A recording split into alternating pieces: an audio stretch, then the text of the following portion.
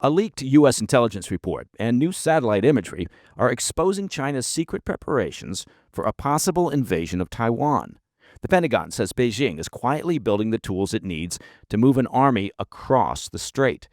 Today, we'll lay out the details and what it reveals about China's plans.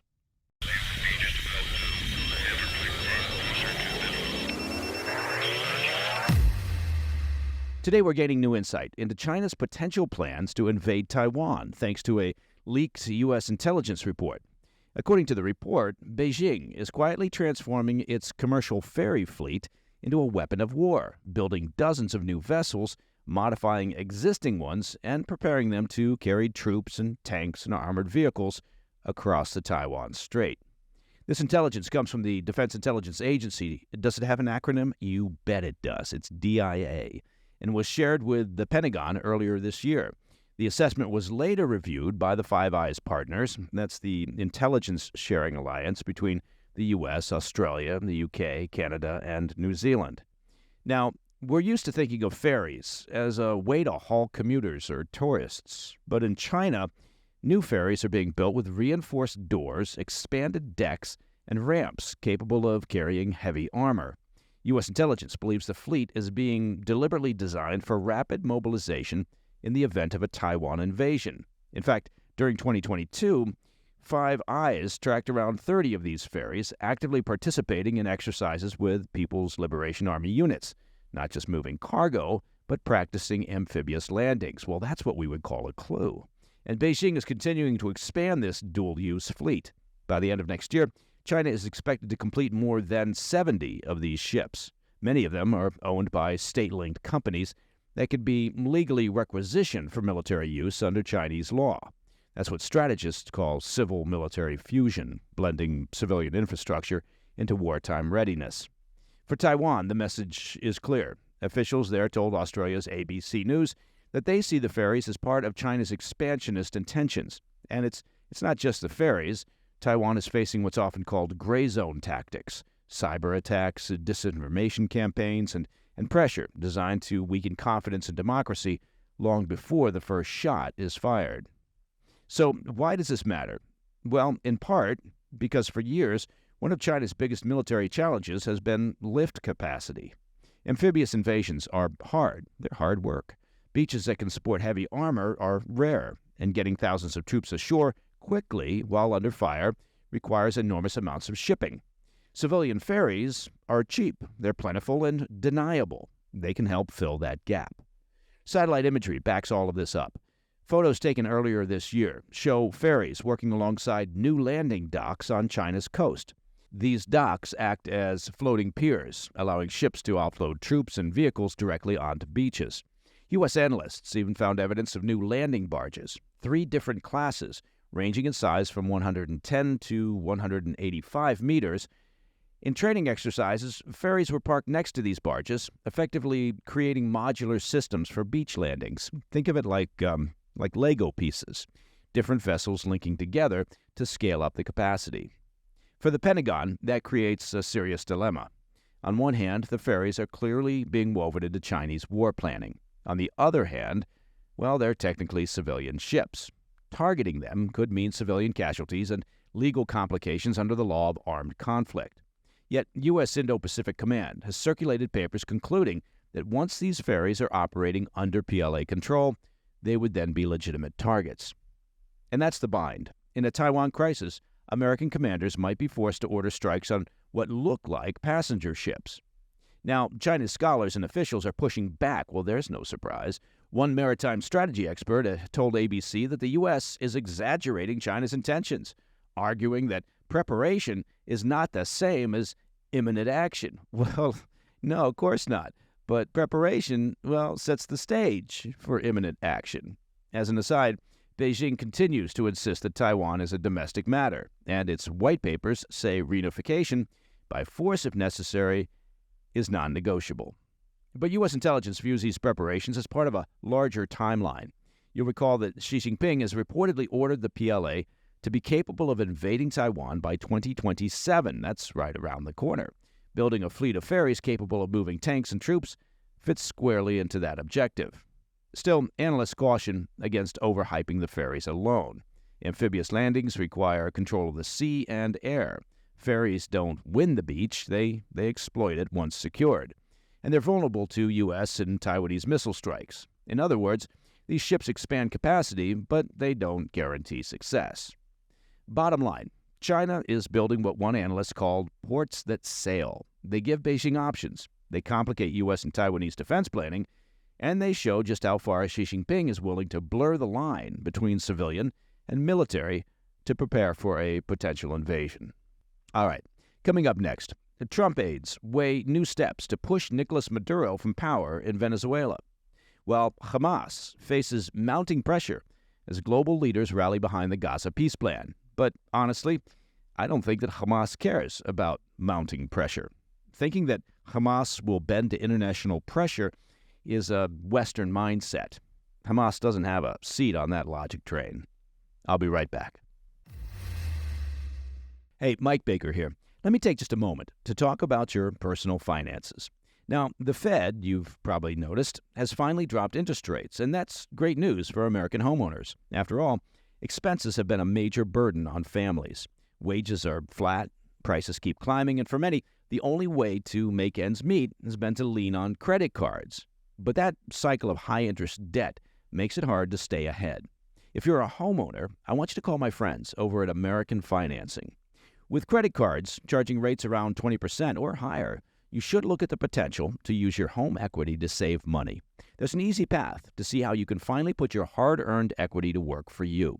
American Financing can help pay off that expensive debt, free up your cash flow, and keep your budget under control. Their salary-based mortgage consultants are saving customers on average about $800 a month. And if you get started today, you may even be able to delay your next mortgage payment.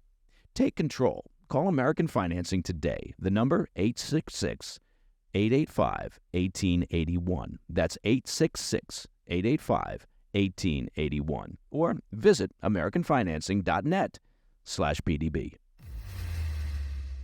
Welcome back to the PDB.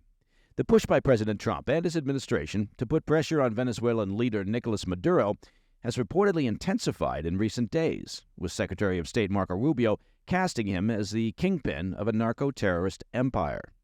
As we've been tracking here on the PDB, more than 6,500 U.S. troops sit in the Caribbean theater, backed by a naval armada that's unleashed lethal strikes on at least 3 boats carrying narcotics for Venezuelan gangs.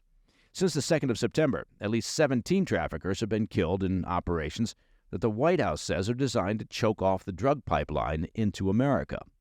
Rubio has pressed colleagues to treat Maduro not merely as a dictator clinging to power, but as the apex of Venezuela's cartel network. He cites the Justice Department's 2020 narco-terrorism indictment of Maduro's connections to Venezuela's cartel of the Suns as proof.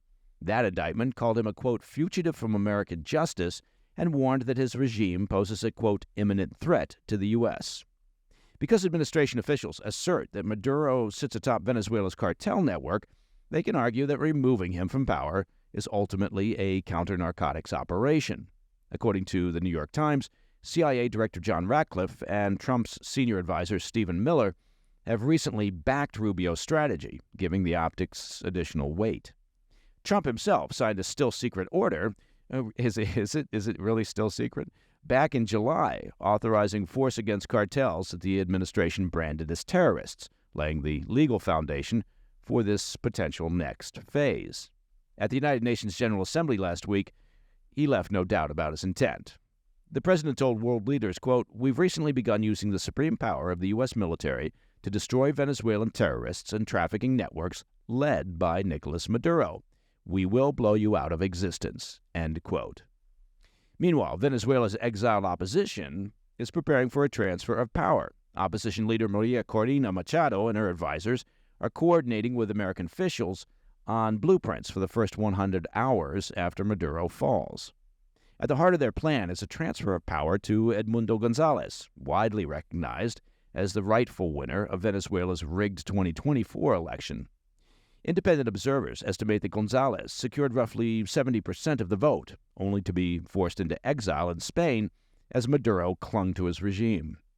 Machado's advisor acknowledged that, quote, this has to be done with the use of force, because otherwise it wouldn't be possible to defeat a regime like the one that we're facing, end quote. But not all voices inside Trump's circle are urging maximum pressure. Special Missions Envoy Richard Grenell has warned against sliding into a full-scale regime change war. He's instead emphasized diplomacy, securing American hostage releases, and negotiating with Caracas on immigration. His view, though, remains the minority, drowned out by expanding U.S. military operations offshore and swelling calls from Venezuelan dissidents for action. Maduro has, of course, met this pressure with defiance. That's what dictators do. Earlier this month, he sent a letter to Trump denying that Venezuela exports drugs and demanding talks. That letter was reportedly dismissed by the White House. Maduro's vice president accused Washington of pursuing, quote, regime change, while White House Press Secretary Caroline Leavitt fired back that the president had made clear, quote, Maduro must stop sending drugs and criminals to our country. Trump is prepared to use every element of American power and to bring those responsible to justice.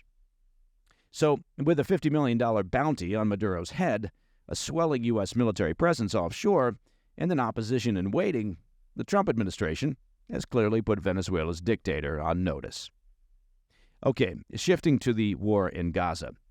President Trump is turning up the pressure on Hamas, giving the terror group 3 days to accept his 20-point peace plan or face what he warned would be, quote, a very sad end.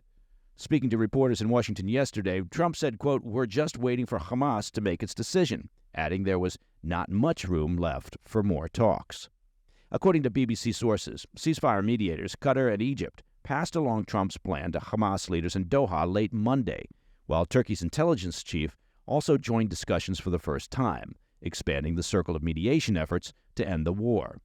As we covered here on the PDB, the plan's main points call for an immediate ceasefire, the exchange of all Israeli hostages for Palestinian prisoners, and a phased Israeli withdrawal from the enclave.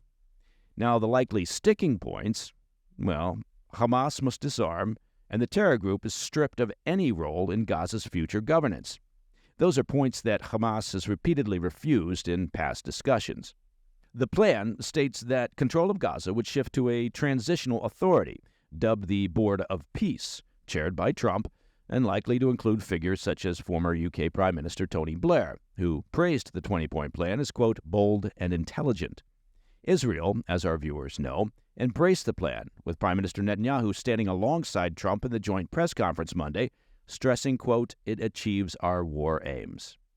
Yet, in a video statement shortly after that press conference, Netanyahu restated his long-standing opposition to Palestinian statehood, clarifying that recognition of a Palestinian state is not part of the peace framework. Hamas, excluded from the construction of the 20-point plan, is currently reviewing the language reportedly, quote, in good faith, an official briefed on the talks told Reuters. But as we've long mentioned, the terror group has consistently rejected disarmament and any arrangement that denies its influence in Gaza.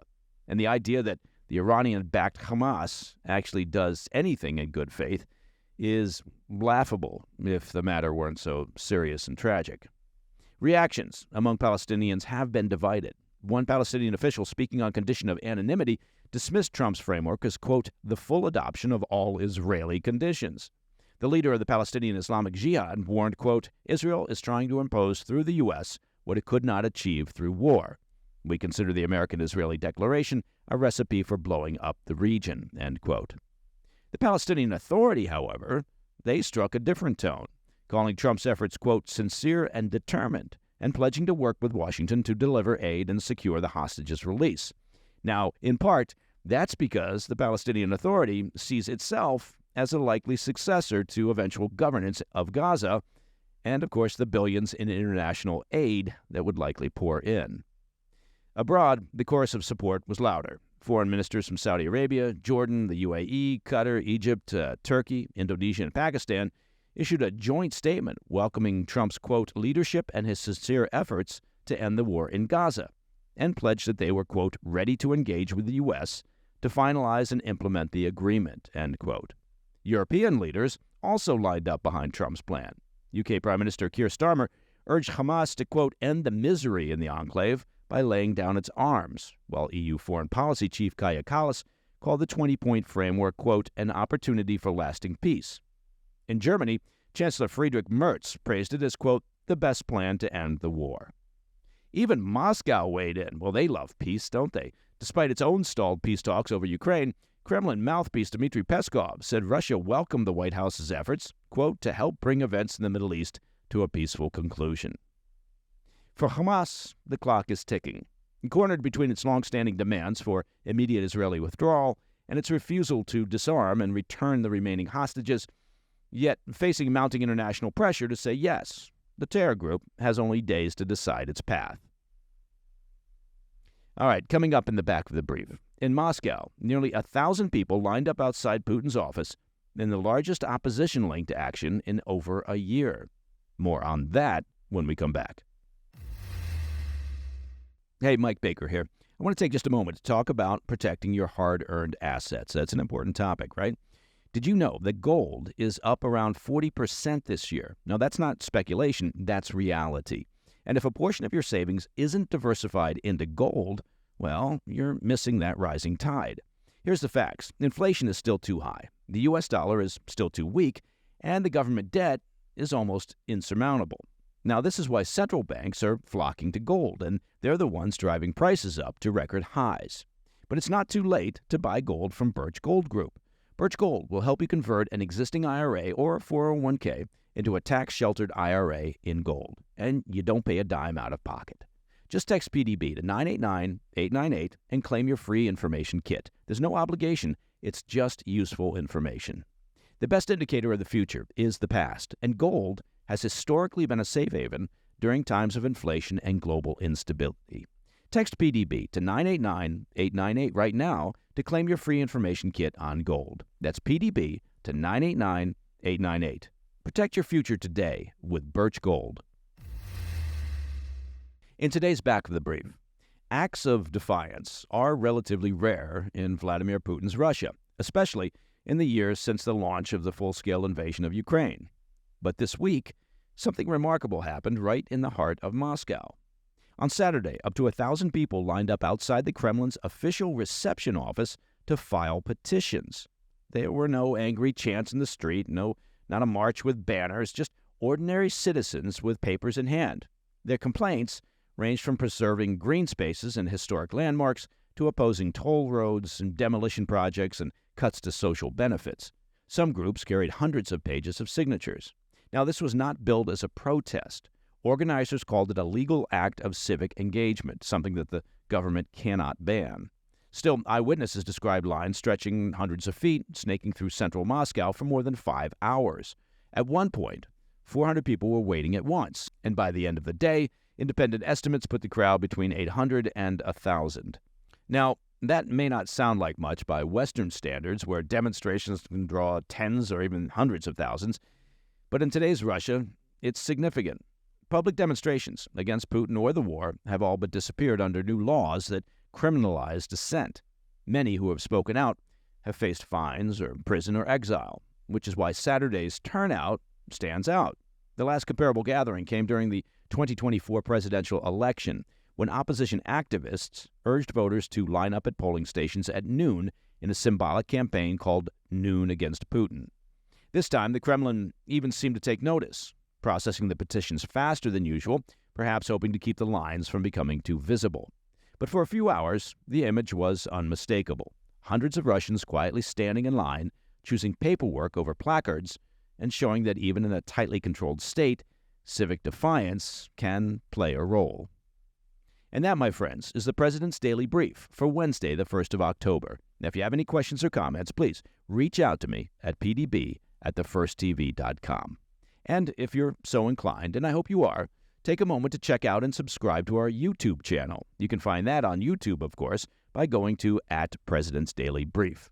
Now, many YouTube experts say that it's one of the finest YouTube channels they've ever seen. Most of the experts are family members, but it's still something. I'm Mike Baker, and I'll be back later today with the PDB Afternoon Bulletin. Until then, stay informed, stay safe, stay cool. Hey, thanks for tuning in. If you enjoyed this video, don't forget to hit that like button and leave a comment, a really positive, nice, and kind comment. That would be appreciated. And if you're not already subscribed to our channel, make sure to subscribe and turn on notifications so you don't miss any of our daily updates.